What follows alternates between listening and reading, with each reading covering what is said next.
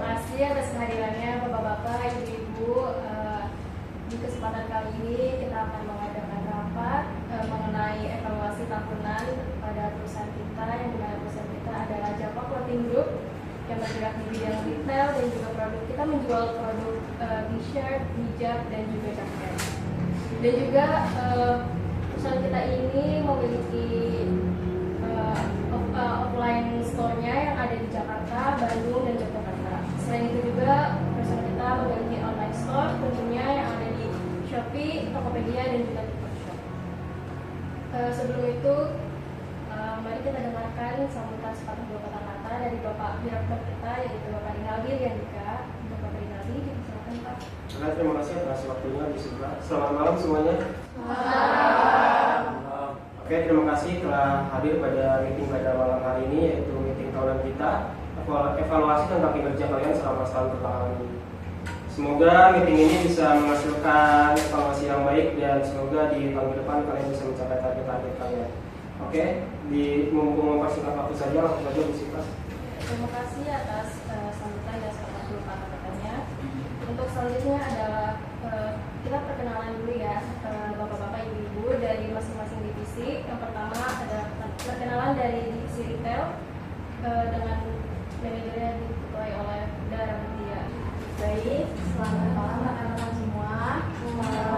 Perkenalkan, saya Dara Mutia sebagai manajer dan rekan di samping saya supervisor Ibu Jubir Ahli Kemalan Umum.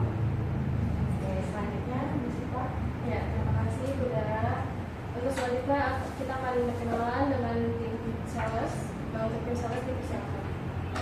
Perkenalkan, nama saya Muhammad Raja sebagai manajer dan sebelah saya supervisor Direktorio Ahmad Nazario dan staf Fali Setiawan.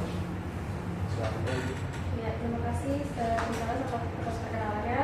Jadi selanjutnya adalah perkenalan dari tim e-commerce. Untuk tim e-commerce dipersilakan.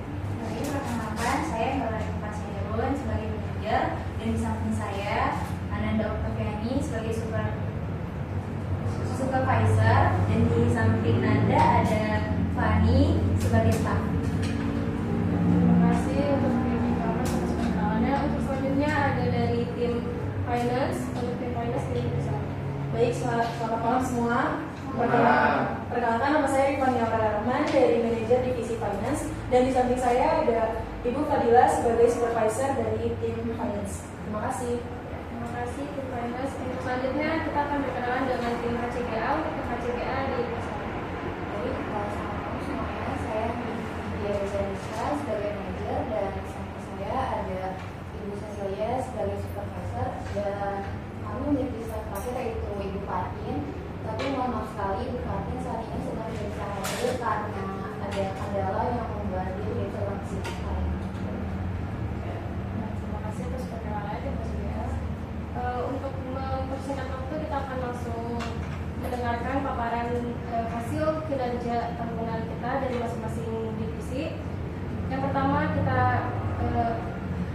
dengarkan untuk paparan dari tim retail. Untuk tim retail dipersilakan. Baik, terima kasih Bu Sita. Di sini saya akan menjelaskan laporan penjualan untuk dari ketiga cabang. Itu ada cabang Jakarta, Bandung, dan Jakarta. Untuk Bapak dan Ibu bisa dilihat untuk tabel laporan penjualan cabang Jakarta selama setahun di tahun 2024.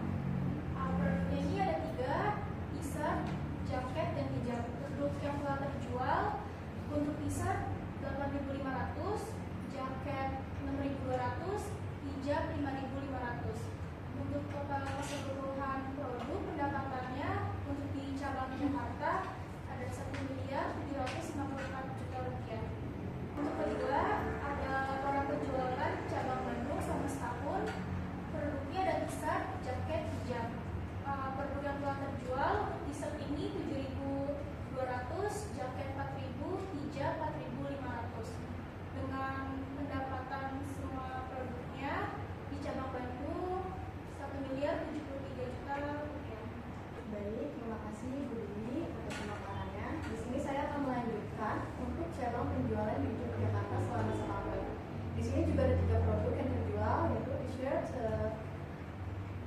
terjual selama 13.500 unit dan jaket 3.000 unit, hijab 4.800 unit dengan total pendapatan selama setahun 1.146 juta rupiah.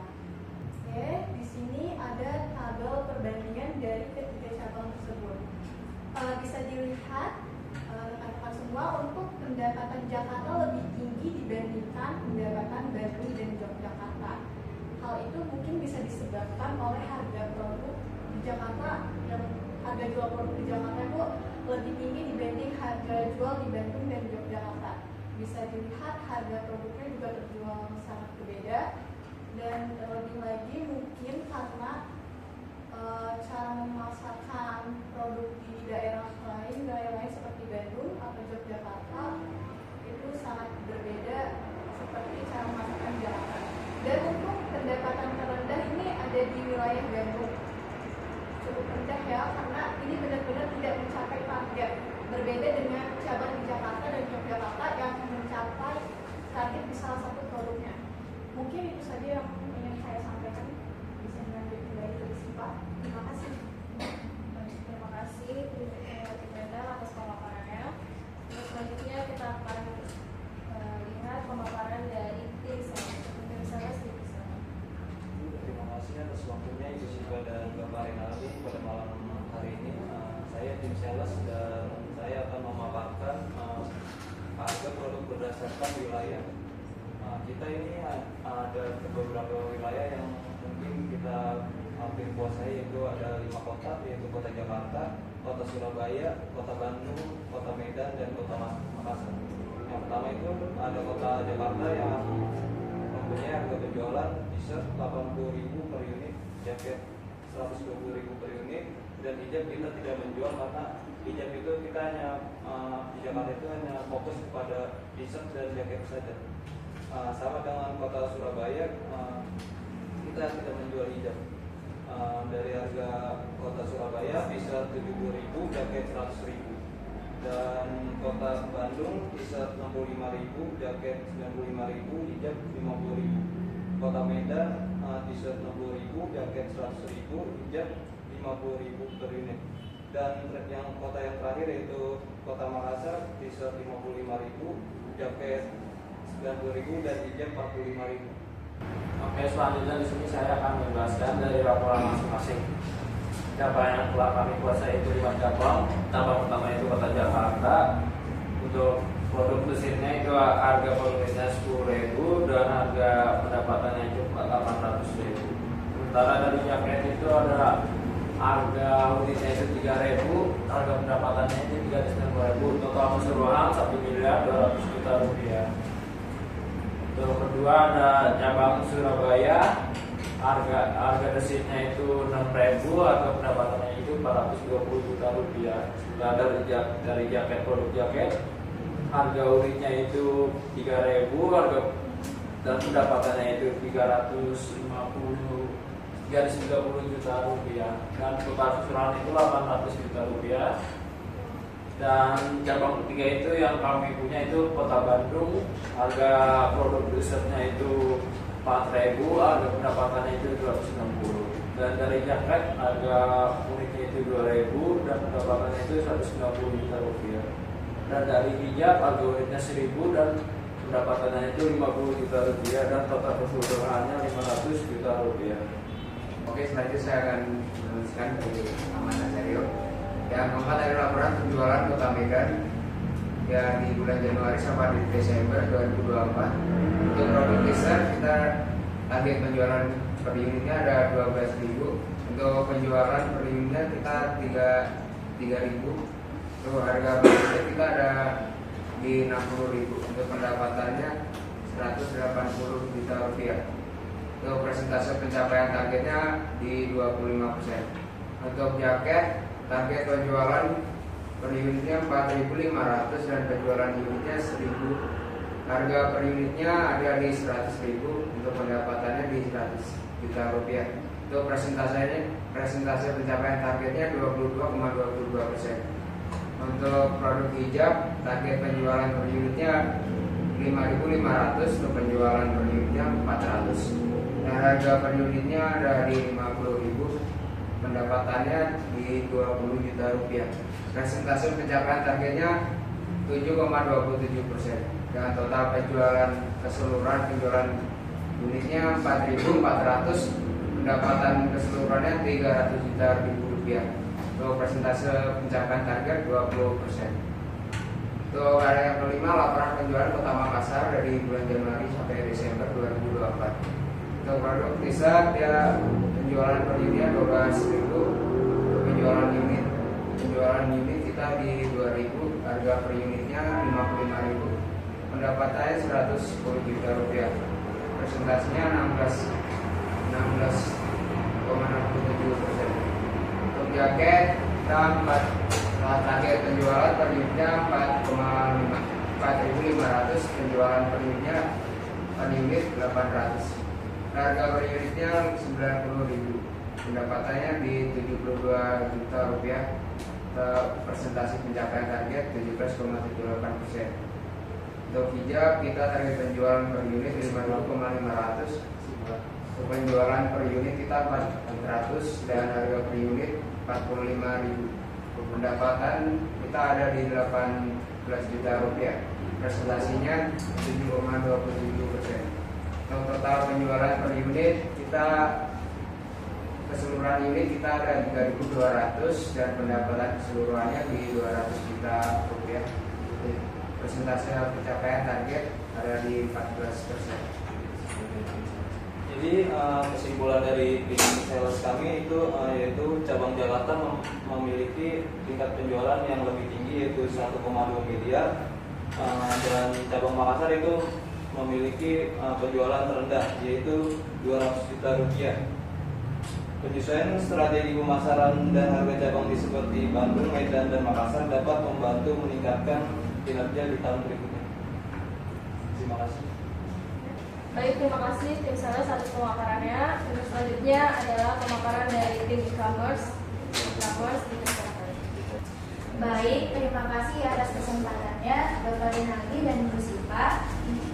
Di sini kami akan memaparkan laporan penjualan di e-commerce, di mana kita memasarkannya di 3 marketplace. Yang pertama TikTok Shop, Shopee, dan Tokopedia. Bapak Ibu bisa lihat di tabelnya.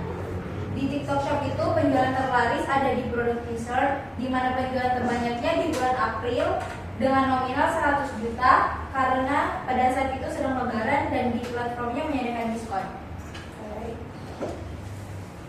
Dan di bagian Shopee penjualan terbanyak itu ada di hijab yang ada di bulan April dan sejumlah sebesar 80 juta rupiah dengan alasan di bulan tersebut sedang memperingati bulan puasa dan menuju hari Idul Fitri.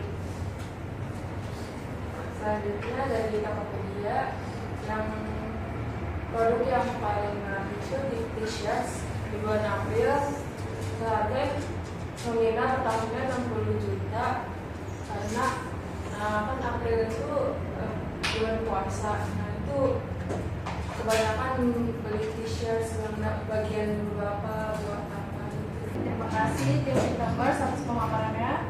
Selanjutnya adalah pemaparan dari tim finance. Tim finance dipersilakan. Baik, terima kasih kepada Ibu Sipa atas kesempatannya dan izin kepada Bapak Rinaldi dan rekan-rekan semua untuk kami menyampaikan laporan keuangan dari Java Clothing Group per tahun 2024 ini. Yang pertama ada total keseluruhan pendapatan dari divisi retail. Dari cabang Jakarta kita mendapatkan pendapatan sebesar 1.754 juta rupiah. Dan dari cabang Bandung kita mendapatkan sebesar 1.073 juta rupiah. Dari cabang Yogyakarta kita mendapatkan sebesar 1.146 juta rupiah. Jadi total pendapatan keseluruhan dari divisi retail adalah 3.973 juta rupiah. Selanjutnya ada dari divisi Selanjutnya ada pendapatan dari divisi e-commerce. Yang pertama, dari TikTok Shop kita meraih sebesar 200 juta rupiah. Dari Shopee kita meraih sebesar 180 juta rupiah. Dan dari Tokopedia kita mendapatkan sebesar 115 juta rupiah. Jadi total dari pendapatan divisi e-commerce ini adalah 495 juta rupiah. Selanjutnya akan dijelaskan oleh rekan saya yaitu Ibu Fadila. Baik, terima kasih Ibu Rifa atas penjelasannya. Selanjutnya ada total keseluruhan pendapatan dari divisi sales pada tahun 2024 keempat, itu sebesar 3 miliar. Jadi total pendapatan perusahaan kita pada tahun ini secara keseluruhan itu berada di angka 7 miliar 468 juta rupiah. Namun ada pun biaya pengurangannya yaitu total biaya OPEX di angka 5 miliar 227 juta 600 ribu rupiah. Rincian biaya OPEX-nya yaitu ada biaya penyusutan gedung sebesar 2 miliar 156 juta 250 ribu rupiah. Biaya gajinya 2 miliar 987 juta 200 ribu rupiah. Listrik dan air 40 juta, pemeliharaan dan perbaikan mesin 15 juta 150 ribu rupiah, pemasaran 12 juta, dan pengiriman 17 juta. Dengan pengurangan tersebut, jadi bersih yang didapat dari perusahaan kita di angka 2 miliar 240 juta 400 ribu rupiah. Sekian pemaparan laporan keuangan dari divisi keuangan. Saya kembalikan ke Ibu Siva. Terima kasih untuk tim finance atas pemaparannya. Selanjutnya adalah pemaparan dari tim HCGA. Untuk tim HCGA dipersilakan. Baik, sebelumnya terima kasih Ibu Siva atas waktunya. Di sini kami ingin menyampaikan sebuah pembaruan terkait perjalanan tim HCGA selama tahun ini, khususnya mengenai karyawan yang telah memutuskan untuk mengundurkan diri. Berdasarkan data yang bisa kalian lihat, di sini ada 6 orang karyawan yang telah memutuskan untuk resign. Pastinya mereka itu resign membutuhkan keputusan yang benar-benar untuk akhirnya bisa resign. Nah, mereka juga memberikan beberapa alasan yang umum. Yang pertama itu ada yang ingin beralih profesi, lalu yang kedua fokus kepada tujuan pribadi seperti keluarga, pendidikan, dan perkembangan diri. Dan yang ketiga adalah mencari work-life balance menurut mereka masing-masing. Dan yang keempat adalah mencari menurut mereka pekerjaan yang sekarang adalah pekerjaan yang kurang dalam sesuai dengan mereka. Lalu yang kelima adalah lingkungan kerja yang kurang mendukung. Dan yang terakhir adalah kesehatan mental dan fisik yang kurang baik untuk diri mereka masing-masing. Selanjutnya akan dijelaskan oleh rekan saya, Cecilia. Terima kasih Ibu. Izin untuk menyampaikan daftar karyawan yang masuk. Di sini ada 4 karyawan yang masuk ke dalam PT kita. Yang pertama itu ada Pak Bagas Kuncoro yang menjabat sebagai digital marketing, ada Dian Wahyu yang sebagai operasional, Ini Sucipto sebagai customer service, dan Hamdani Fahmi sebagai logistik. Kami menyambut hangat para karyawan ini untuk berharap mereka dapat berkontribusi secara maksimal untuk mendukung pertumbuhan perusahaan. Jika diperlukan, kami dapat membantu mengatur sesi kerjanya atau orientasi antar divisi. Demikian informasi ini kami sampaikan. Jika ada pertanyaan atau tindak lanjut yang diperlukan, tidak ragu untuk menghubungi kami. Selanjutnya saya akan menjelaskan di bagian general affair yang harusnya dijelaskan oleh rekan saya Fatin, tapi karena diperiksa hadir jadi saya menggantikannya. Jadi melalui hasil dari pendataan terbaru yang dilakukan oleh tim HCGA, berikut kami laporkan kondisi terkini aset perusahaan. Jadi jumlah aset yang rusak itu ada sebanyak 7 unit. Adapun untuk aset yang rusak, kami telah mencatat detail penyebab kerusakan dan estimasi biaya perbaikan atau penggantian langkah-langkah penanganan saat ini, meliputi yang pertama adalah mengidentifikasi prioritas perbaikan berdasarkan urgensi, dan yang kedua adalah berkoordinasi dengan divisi terkait untuk pengelolaan aset lebih lanjut. Kami merekomendasikan evaluasi lebih lanjut terkait penyebab kerusakan untuk mencegah kejadian serupa di masa mendatang. Demikian informasi ini kami sampaikan untuk menjadi perhatian dan tindak lanjut. Terima kasih.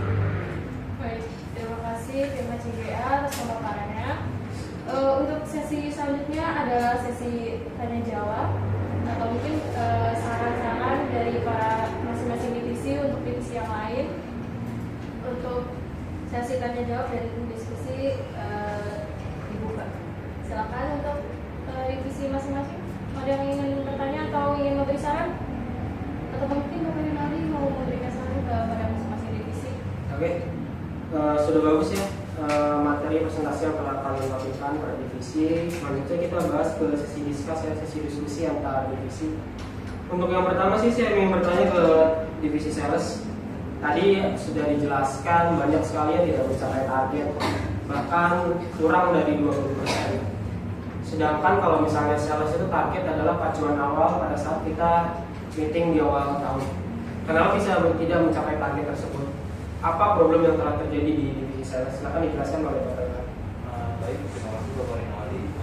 Jadi problem kita dalam penjualan di tim sales itu ada yaitu branding dalam di Indonesia itu sangat ketat ya, seperti Rukas dan yang lainnya. Jadi kita tuh mungkin lagi tenggelam di tahun ini.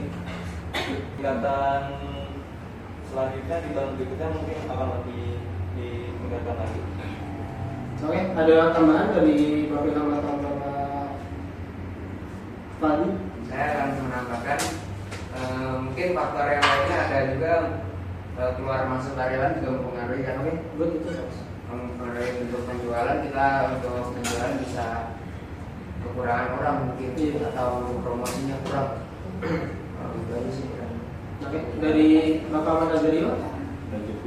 Sudah cukup. Jadi problem awal dari tim sales itu adalah kekurangan orang dengan brandingan ya. Jadi kalau misalnya problemnya ketemu, kenapa solusinya di tahun kemarin tidak ketemu gitu? Seharusnya kalau misalnya ada problem itu ada solusi. Jadi solusinya apa nih untuk next year-nya nanti dari tim sales? Untuk tahun berikutnya kita akan memasarkan di kota-kota tertentu yang mungkin dari kota tersebut anak muda yang menyelesaikan itu kata Bapak Fahli. Jadi itu aja sarannya. Oke, dari divisi lain ada yang ingin bertanya atau memberikan saran untuk tim sales? Dari divisi finance, saya dengar-dengar katanya perjalanan dinasnya sangat tinggi sekali ya dari divisi sales. Bahkan tidak menutup untuk pendapatannya, malah berkebalikan. Uang keluar lebih tinggi daripada uang masuk dari divisi sales. Boleh dijelaskan oleh divisi finance? Menurut data yang saya terima Oke. memang begitu, karena pengeluaran untuk dinas keluar kotanya kami mengeluarkan lebih banyak pengeluaran daripada pemasukan yang didapat. Mungkin kehidupan di kota-kota tertentu itu berbeda-beda ya untuk UMP-nya atau kebutuhan pribadinya atau bagaimana. Namun menurut tim kami, pengeluaran yang kami berikan atau uang saku yang diberikan untuk perjalanan dinas itu udah cukup lumayan besar ya. Jadi menurut kami untuk ditingkatkan lagi promosinya biar sebanding dengan pengeluaran yang dikeluarkan dan pemasukan yang harus dicapai. Karena beda jauh banget nih, nggak make sense kan pengeluaran sekian, terus sama pendapatannya cuma ya paling 10% dari pengeluaran kali ya. Jadi mohon ditingkatkan lagi aja dari tim sales. Cukup Pak. Tim sales, ada yang menanggapi dulu? Silakan.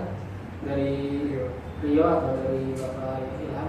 Baik, mungkin akan dibicarakan oleh tim lapangan kami di Kenapa pendapatannya tidak sesuai sama pengeluarannya? Karena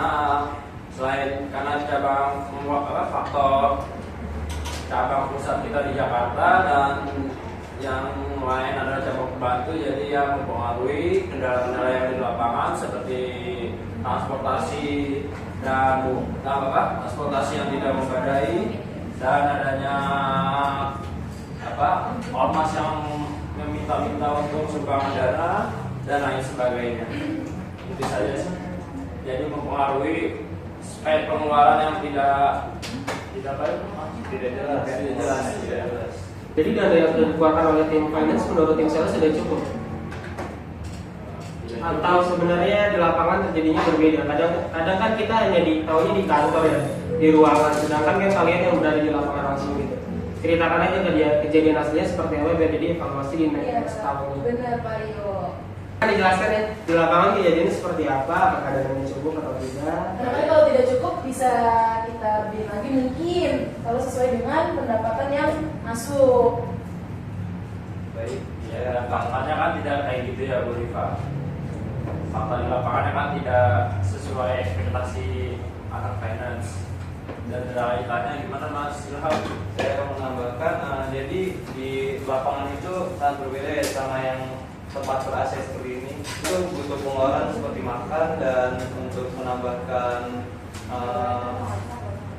target-target kita yaitu seperti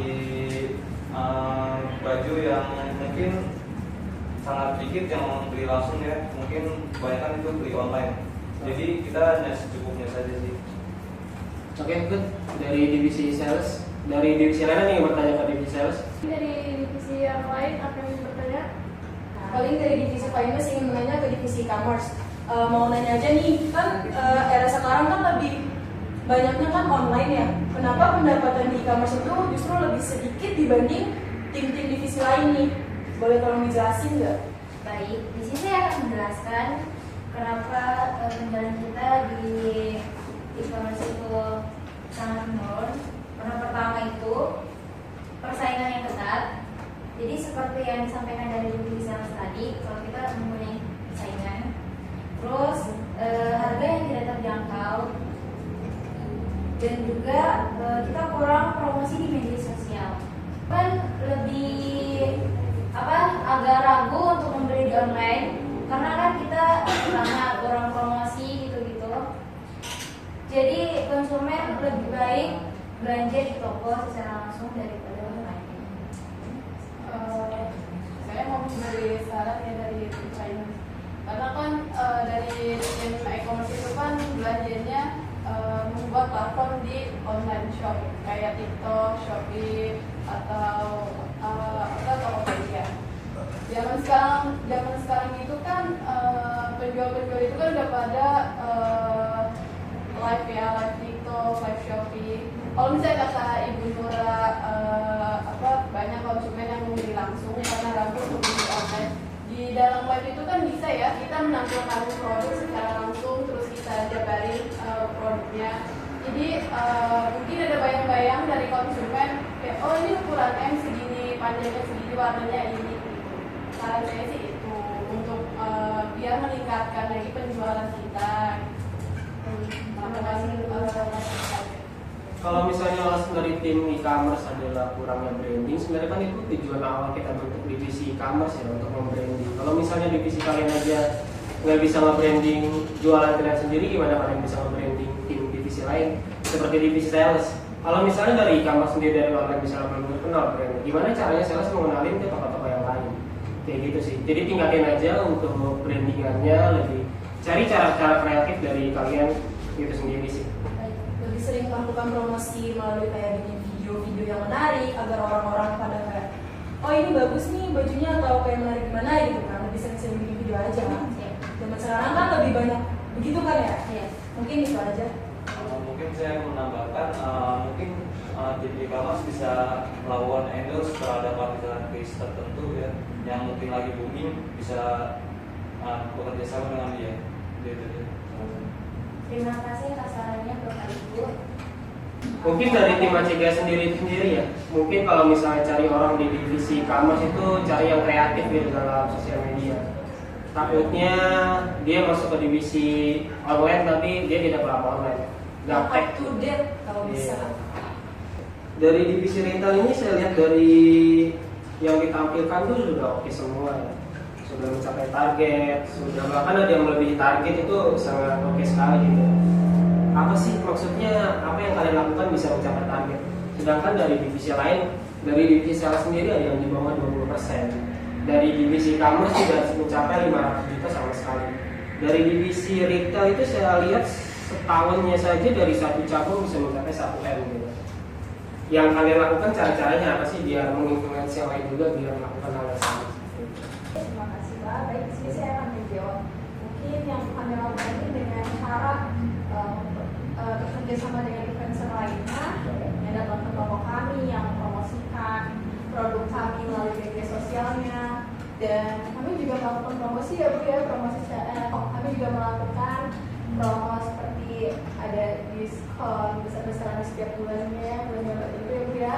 Dan terlebih lagi ada beli satu produk gratis produk lainnya Bu ya. Nah, mungkin itu aja sih dari kami. Lihat dari jawabannya yang sangat bagus ya, bisa ada diskon promo. Tapi kenapa berbalikan dari cabang Yogyakarta gitu? Dari jaket sendiri di cabang Yogyakarta tidak mencapai 80%, hanya 67%. Kalau yang dari tadi disampaikan berarti kan harusnya targetnya bisa sama kayak yang lain ya. Promosi, branding, kerjasama dengan brand-brand lain, kerjasama dengan influencer. Tapi kenapa bisa tidak mencapai target di produk tersebut? Mungkin jawab ya Pak. Iya, silakan. Mungkin karena untuk di Yogyakarta mungkin untuk konsumennya tersendiri Pak, mungkin dia kurang tertarik untuk membeli produk kita, mungkin karena model dari tergantung seleranya sih Pak. Oke. Mungkin bisa jadi itu. Dan untuk di Jogja kan mencapai target untuk t-shirtnya Pak. Oke. Sedangkan di Bandung itu sama sekali tidak mencapai target, mungkin karena harga jual. Dan untuk hijab sendiri Bu, bisa Ibu jelaskan? Mungkin untuk yang tidak mencapai target seperti contohnya hijab ini sama sekali tidak mencapai target di ketiga cabang ini, mungkin bisa dijelaskan oleh supervisor saya, Ibu Dwi, silakan. Terima kasih Bu Dara. Saya akan menjawab pertanyaan dari Bu Dara. Mengapa hijab tidak mencapai target? Karena yang pertama itu adanya kekurangan peminat.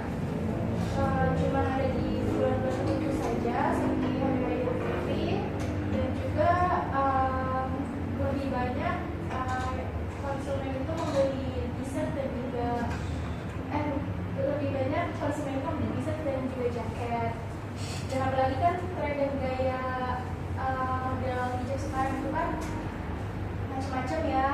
Nah, tapi untuk pusat kita ini itu tidak mendukung model terbaru itu. Terus juga ini secara online itu lebih murah dibandingkan secara offline. Yang tadi dijelasin kan hijab ya, hijab itu di Indonesia itu sebenarnya sebagai mayoritas negara muslim dan agama Islam di Indonesia itu adalah 87,2%. Jadi mayoritas muslim. Hijab harusnya menjadi produk andalan kita di Indonesia. Kenapa bisa dijelaskan tadi kurang peminat itu karenanya apa? Kalau misalnya karena produknya kurang, berarti kan dari divisi kalian kurang ada inovatif buat membuat produk lebih bagus lagi. Coba bisa dijelaskan oleh Bu Dara atau Bu Dwi? Baik Pak, di sini saya akan menjawab. Mungkin dikarenakan pesaing kita juga banyak Pak. Di sana kan juga mungkin banyak yang menjual hijab lain, dan kita juga bersaing dengan secara online kan Pak, dan juga berjualan secara online. Dan terlebih lagi mungkin balik lagi ke seleranya Pak, mungkin sama mungkin kita kurang menjual banyak model hijab lagi Pak. Jadi mungkin di sini jadi saran juga buat kita untuk memperbanyak model hijab biar konsumen tertarik untuk membeli produk kita. Ini bisa jadi dari kami. Oke, dari divisi lain yang bertanya ke divisi kita. Izin menambahkan ya Pak ya. Silakan. Kan tadi permasalahannya adalah kurang peminat di kota Bandung dan Yogyakarta kan. Sedangkan di Jakarta pendapatannya penjualannya itu lebih tinggi. Dan tadi di Jakarta juga strateginya kan mengundang influencer kan ke toko untuk dibikin lah instastory gitu, terus diposting di sosial medianya. Kenapa nggak melakukan hal yang sama di kota Bandung atau di kota Yogyakarta? Emang di kota Bandung dan Yogyakarta nggak punya influencer yang punya audiens yang besar gitu, atau bagaimana? Atau mungkin kalian nggak tahu siapa sih influencer yang ada di Bandung atau di Yogyakarta gitu? Pas sekali Bu, di sini kami juga menggunakan influencer untuk di cabang Bandung dan Yogyakarta, tidak hanya di Jakarta saja. Nah, tapi hanya saja untuk konsumen peminat di Yogyakarta dan Bandung mungkin kurang tertarik. Terlebih lagi kan Bandung luas dan banyak banget penjual lainnya. Mungkin kita juga cukup bersaing secara ketat dengan penjual di sana. Itu sebabnya untuk Bandung dan Yogyakarta tidak semeningkat seperti di Jakarta. Dan terlebih lagi seperti yang saya jelaskan di awal, harga jual produk di cabang kami itu berbeda-beda. Jadi untuk pendapatan mungkin bisa jadi pengaruh dari harga jual produk kami. Itu saja sih Bu. Terima kasih ya Bu. Untuk mungkin ya tambah lagi sekali lagi. Untuk saran nanti mungkin tim retail dan tim e-commerce bisa bekerja sama untuk melihat siapa sih konten kreator atau artis lokal atas atau siapapun yang punya audiens yang besar, jadi bisa bekerja sama, dia bisa mempromosikan di tempat langsung, di cabang kita langsung, atau mungkin lewat instastory, atau mungkin lewat live, bergabung live ya di online shop kita, mungkin begitu. Jadi sih saran dari saya. Baik Bu, terima kasih atas sarannya, akan kami perbaiki lebih lanjut. Oke. Dari divisi lain ada yang bertanya ke divisi kita? Tim sales akan memberikan saran mungkin untuk tim retail itu konsep dari tokonya itu mungkin agak ditingkatkan lagi untuk mengundang para influencer. Oke, terima kasih untuk tim sales. Oke, selanjutnya divisi HCGA ya. Divisi HC ini udah bagus tadi dari awal penjelasannya tentang karyawan masuk dan keluarnya, cuma tadi tidak dijelaskan saja. Apa saya tidak dengar atau tidak dijelaskan ya? Karyawan ini tadi tanggal masuknya tidak dijelaskan ya? Atau saya tidak dengar? Tidak dijelaskan ya, benar ya? Karyawan ini tidak dijelaskan. Dan untuk tim GA itu sendiri timnya sendiri tidak masuk ya pada hari ini ya, Bu Billy ya? Tolong bisa dijelaskan Bu, inventaris kantor kita ada apa aja ya? Untuk mobil kita, inventaris dan mobil gudang kita ada berapa? Dan aset kita totalnya nominalnya berapa ya kalau boleh tahu? Karena kalau misalnya kita tidak tahu aset kita sendiri itu, gimana kita bisa menghitung masa depan aset kita ada berapa? Nominalnya ada berapa itu sangat penting sekali buat saya. Karena kita bisa tahu, bisa lihat sebenarnya dari hasil teman-teman ini kita sudah dapat berapa sih gitu, aset yang kita punya itu berapa, seperti itu. Silakan bisa dijawab. Baik, saya akan menjawab pertanyaan dari Bapak Rinaldi. Pertama, aset kantor yang kami punya itu ada komputer, printer, dan yang lainnya. Selanjutnya adalah aset gedung. Aset gedung yang kami punya itu adalah kantor pusat dan juga kantor yang ada di cabang-cabang. Oke. Selanjutnya untuk mobil kita ada sekitar 3 sampai 5 mobil. Selanjutnya untuk nominal semuanya itu ada sekitar 6 miliar. Dan itu Cukup besar sekali ya sebenarnya aset kita. Kalau misalnya kalian bisa gunakan dengan sebaik-baiknya di operasional kalian. Dari divisi lain ada yang bertanya ke divisi HCGA? Saya ingin bertanya. Tadi kan disampaikan oleh tim sales bahwa kata Mas Vivaldi itu ada karyawan yang keluar masuk ya, kekurangan karyawan yang mungkin keluar atau masuk. Bagaimana cara mempertahankannya nih? Kenapa bisa karyawan ini bisa keluar? Biar bertahan caranya gimana? Terus juga dari Bapak Rio katanya kan untuk biaya mobil gitu mereka kan kekurangan ya katanya, sedangkan dari Ibu dia itu mobil itu ada 3 sampai 5 unit ya. Dan untuk dari divisi kami pun kami memberikan uang saku itu berupa uang bensin dan uang makan. Kenapa tim sales masih kayak bilang kekurangan, terutama sih untuk karyawan ya, agar bisa mencapai target perusahaan. Gimana caranya untuk tim HCGA untuk mempertahankan karyawan tersebut biar karyawannya betah terus melakukan apa gitu? Baik, terima kasih Bu Fadila, izinkan saya menjawab.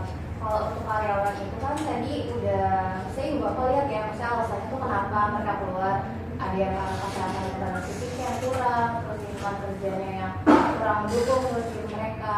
Pastinya kita itu setiap kali ada karyawan yang ingin resign itu kita pasti tanya dulu, ini benar gak? Karena ini masalah jelasnya gitu. Kalau misalkan iya, pastinya kita terutama dari lingkungan ya, pasti kita bakal lihat dulu nih kayak bener nggak apa yang dia bilang, lingkungannya tuh kayak gini. Dan kalau misalkan sebenarnya yang dia bilang itu kurang akurat, pastinya kita bakal mikir mungkin emang ada masalah di dalam dirinya mereka sendiri gitu, yang sebenarnya nggak ada sangkut pautnya sama lingkungan kantor kita yang sebenarnya tuh adem aja gitu, nggak ada permasalahan apa gitu sih. Gimana cara mempertahankannya biar bisa karyawannya tuh menetap di perusahaan kita? Karena biar tim sales itu nggak kekurangan orang. Untuk pertanyaan itu akan dijawab oleh Ibu Cecilia. Baik, terima kasih Bu Budi. Saya akan menjawab pertanyaan dari Bu Fadila. Untuk mempertahankan karyawan ini kami berusaha untuk memberi kompensasi, memberikan lapangan